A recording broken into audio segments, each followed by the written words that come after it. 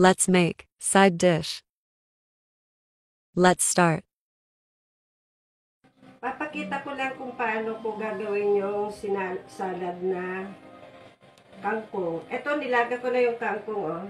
Tapos, pagkalaga, pinugasan ko ng konti. Tapos, pinigaan ko siya ng konti para hindi siya matubig. Tapos, ilalagay natin yung sibuyas. Ito yun. Sibuyas na puti. Kasi yung sibuyas na puti, matamis-tamis kasi ang lasa. Tapos, ilalagay natin yung kamatis. Kamatis. Tapos, lalagyan natin ng iklog. Naglaga ko ng iklog. Tapos, slice lang natin siya. Slice lang.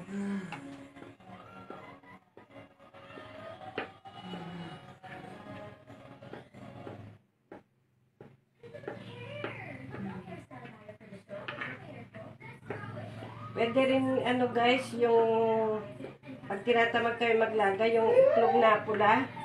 Pwede yung maalat na iklog, yung kulay pula. Pwede yun ilagay para hindi na kayo maglaga. Kaya lang ako, wala ko noon. Meron na ako yung iklog na puti, kaya nilaga ko lang. Tapos ipaibabaw lang natin. Yan. Yan. Ganyan lang. Masarap kasi itong i-partner sa mga prito. Pero itong isda, pwede rin o kaya sa mga basta kahit anong klaseng prito, pwede yan. Tapos lagyan na natin siya ng asin. Yan. Yung tama lang.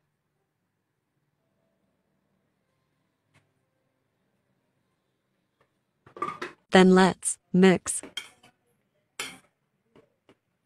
Pwede naman kamayin. Basta malinis lang yung kamay para maganda yung may halo mabuti. Yan, ganyan lang guys. Halo-halo lang. Yan. Masarap siya. Kahit iklog na pula, pwedeng ihalo kung tinatamad kayo maglaga ng iklog na puti. Yan guys, oh.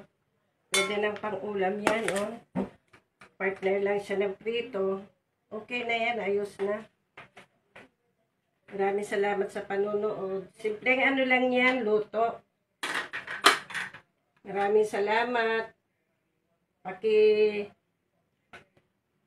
Like and follow lang pag gusto niyo yung aking niluluto. Mga simpleng ulam lang to, kaya simpleng luto. We're done. Thanks for watching. Please like and follow.